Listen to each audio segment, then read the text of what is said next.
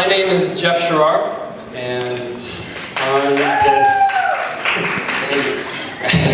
on this very much momentous day, I would like to share with you my thoughts on one of my oldest friends, Aaron Zubady. Aaron and I met in the 4th grade at public school in Florida 23 years ago. And back then, you could find Aaron wearing hot pink and black Agassi Nike Airs, or SC2s. A Nike Air t-shirt saying, just do something or other. And as we can see, he hasn't changed a bit. Maybe a little. Before the mullet was a bowl cut. And that might be gone, but the fleece vests are hard to miss. There is no person outside of my family to whom I have stayed as close to for as long a time as Aaron. In the 23 years we have known each other, I have not only been witness to his evolution of various idiosyncratic qualities, but also to his many paths in this world. Earlier this year, these paths culminated in Rachel proposing to...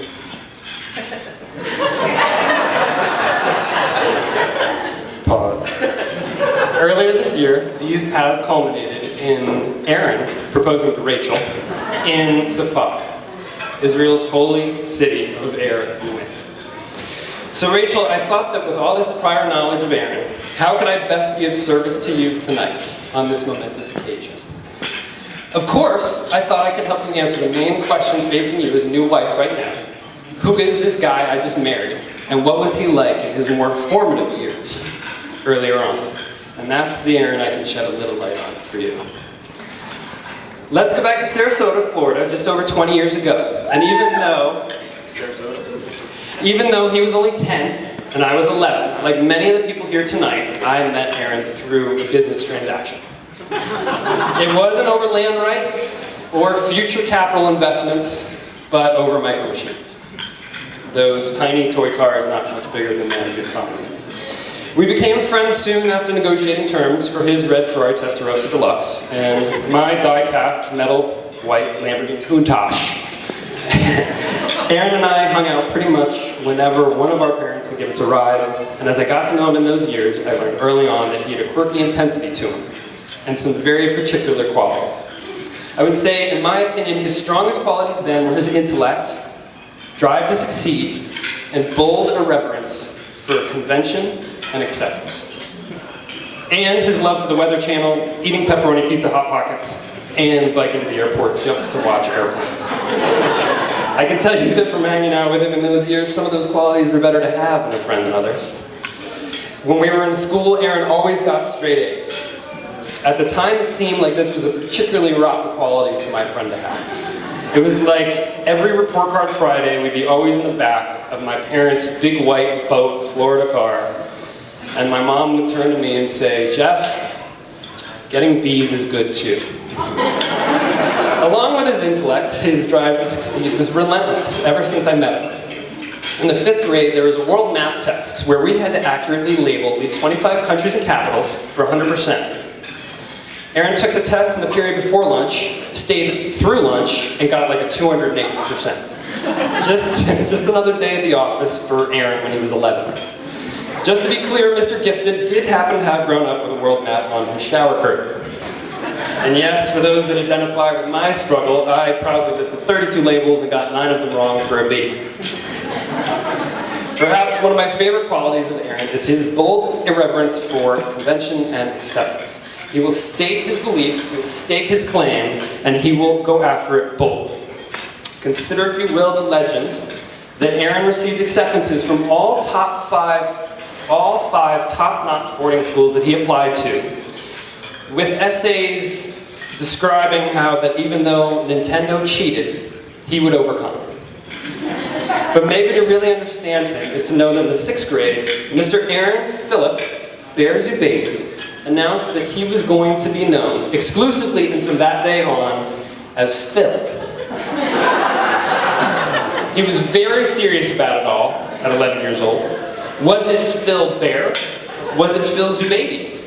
I don't know. We didn't know. It wasn't just Phil, like Cher or Madonna, but it was close. Picture him as the Cher Rubik, 12-year-old, about yay tall. And as he instructs each teacher to address him as Phil, change his name on the attendance sheet and realize this was no temporary change. Many of his responses to his name change were as you might expect, and I think that our 6th grade language arts teacher, Miss Lampkins, put it best when she said, "Phil? Phil who? Who's Phil? No, Aaron, come on." I, of course, thought he was a brazen genius and quickly changed my name to Herb. I thought that that was very clever because I knew we had a little competition, and it was very cleverly short for Sherbert Sherrard. Even though we had a successful Phil and Herb birthday pool and volleyball party later that year, the names didn't stick. Thank goodness. The next year, with invaluable input from new 7th grade student, our new friend, fellow groomsman, Tim Wilson, we founded a powerful secret organization with superior code names, like Son of a Duck and Open for Business. Guess which of us was open for business? It was not me or Tim.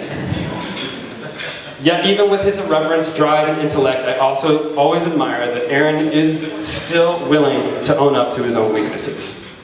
He is secure enough with himself to ask for help if he needs it. I know this is true because it did happen to me. Over the 23 years that I've known Aaron, he has asked me for help once. In Mr. Krause's 8th grade language arts class, we had an assignment to write a short creative piece on a randomly chosen story cut out from some old black and white Bigfoot Lives type tablet. You then had to read both pieces in front of the class.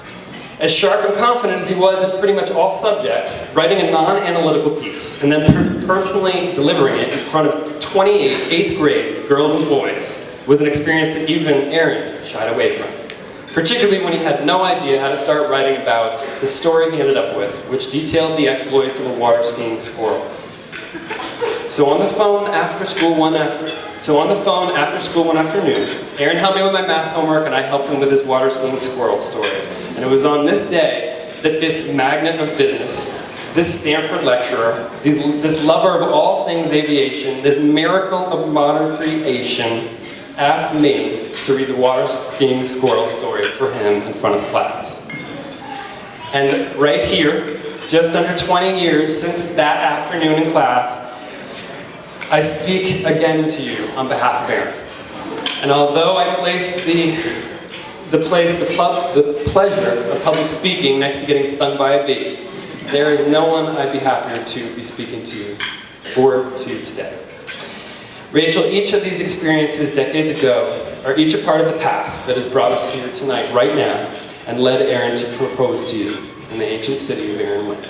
Just like your own past experiences, I believe these silly old stories to be just as important to defining and understanding the character of your husband as the accomplishments and merits that we see today.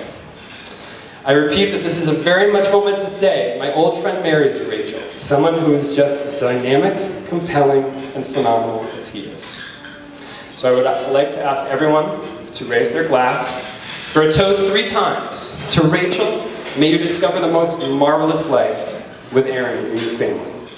Please take good, patient care of my old friend, and remember to stay resilient and compassionate through his variety of intellectual idiosyncrasies. To you, Aaron, may your drive to succeed and your love of aviation never diminish, yet be quickly dwarfed by the passion for your new roles, your new family, and your new partner. And to both of you, with all of us here to witness today, may you envision and create a healthy, wonderful life together. L'chaim.